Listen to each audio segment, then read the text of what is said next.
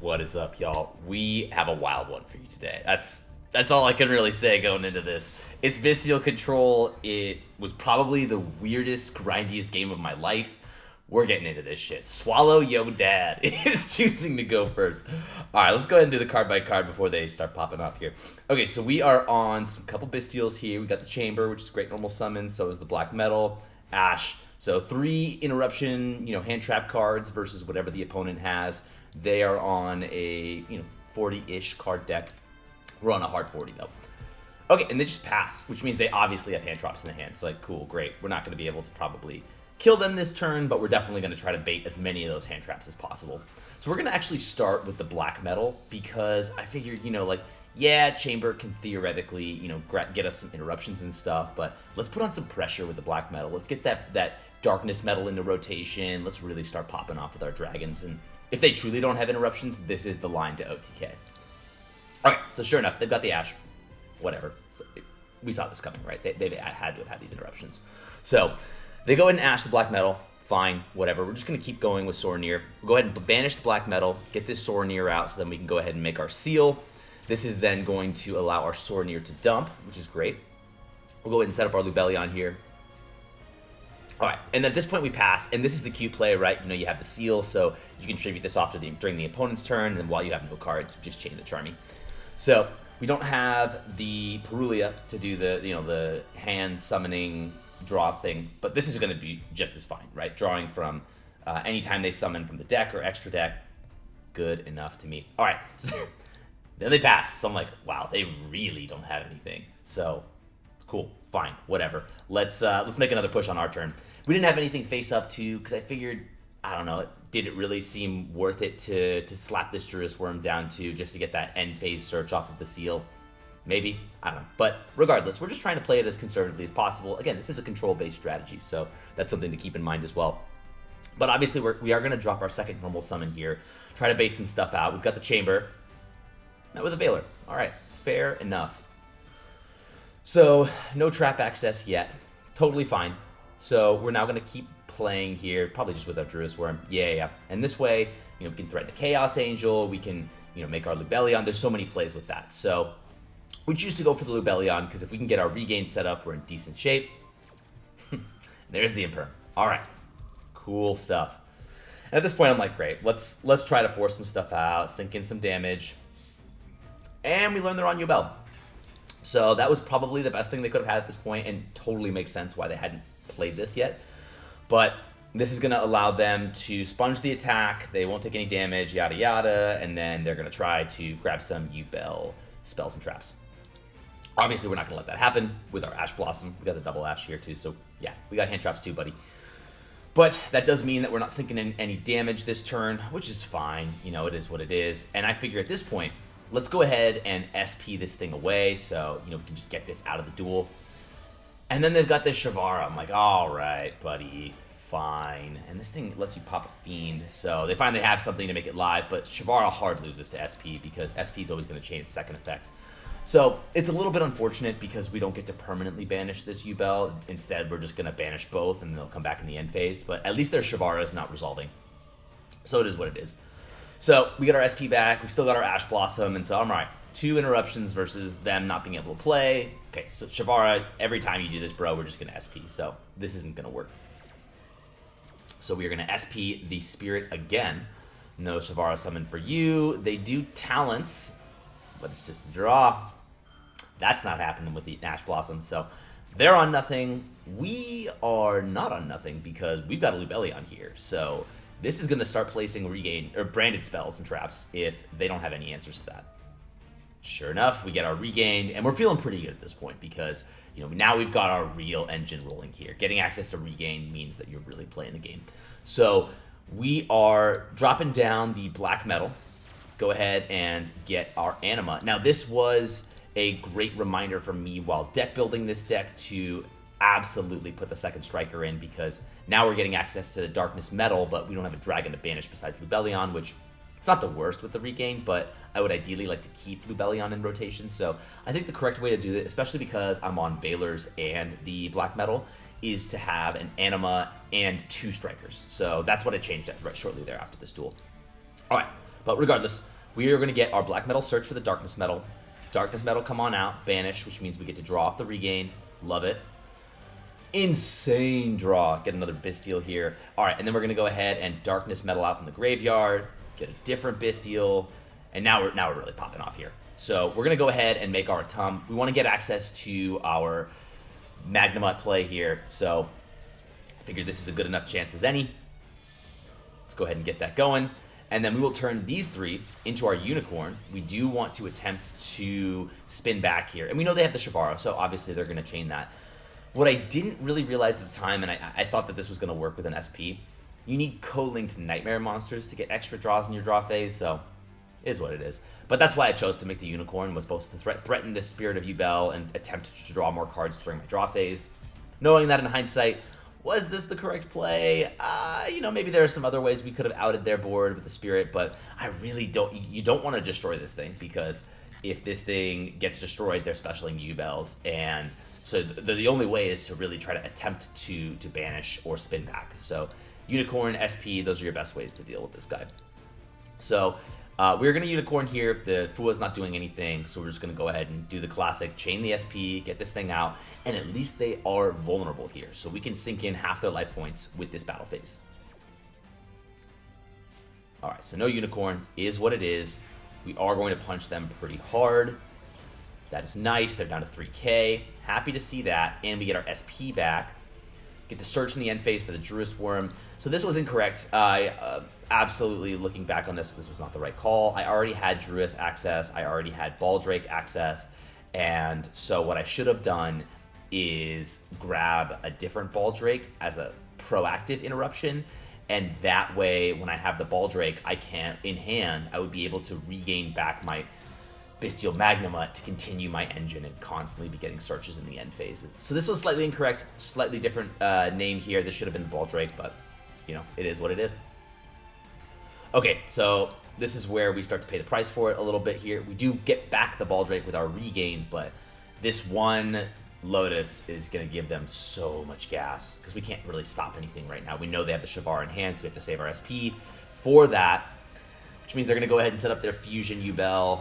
All right, we are going to attempt to out this thing, so we're going to force them to tribute it, get it off the board. Yes, they will get another search, but it is what it is. So now we will go ahead and banish this Yubel, put it back, get our draw. Yeah, we don't have anything. I mean, I guess we could have banished stuff from our graveyard, but it is what it is.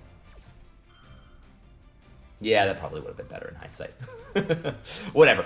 This is an insane draw. I mean, we just keep drawing insane here. So this Veiler is going to put in so much work.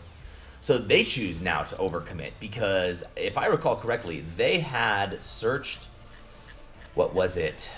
Yeah, they've got their Nightmare Pain. So they had a bunch of Yubels face up, and I have, you know, this beefy Baldrake here. So they could have sunk in way more damage if they had kept their Yubels face up instead of, like, hard committing into this Varudras, which, you know, don't get me wrong, this is a great card. Sick artwork, too.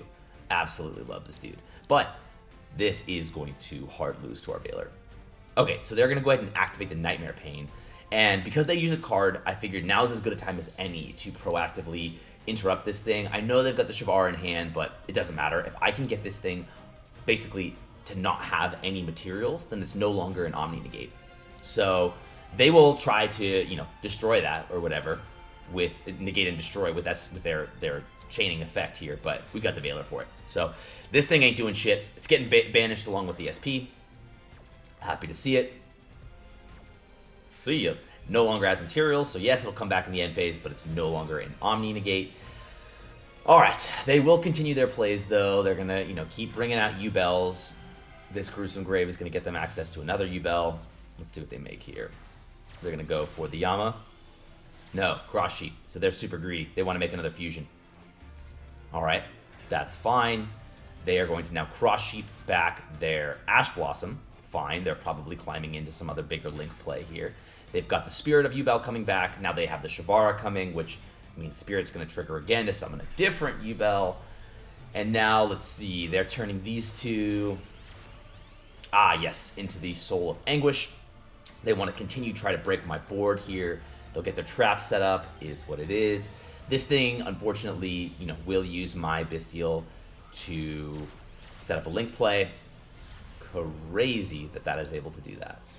What is the wording on this thing? Just link summon a Dark Link. That's crazy. I thought this thing forced you to use Fiends. The fact that it doesn't. Anguish is a pretty decent board breaker, I will say. Okay, so they are attempting to SP here. They will get rid of our Regained. No problem. We are on 2 of those. They bring out another body, this time just to set up their Appaloosa here. Which is kind of interesting, why they didn't choose to use the Ash Blossom as material for this Appaloosa as well, because now this thing's kind of weak. Like, I could threaten this with the Druisworm if I wanted to. Alright, there Varudros, and my SP comes back. So the Unicorn does trigger, right, during the draw phase, but there's only one Nightmare name, so it's not giving me extra draws. How is it? Co-linked monsters in the field. For your normal draw 1 card for each different name among those co-linked decks. So it's just 1. Alright, whatever. Alright, and then they are, this is kind of, I don't know if this was correct or not. They proactively bring this thing back, which I don't know if that seems right to me. I would have held that.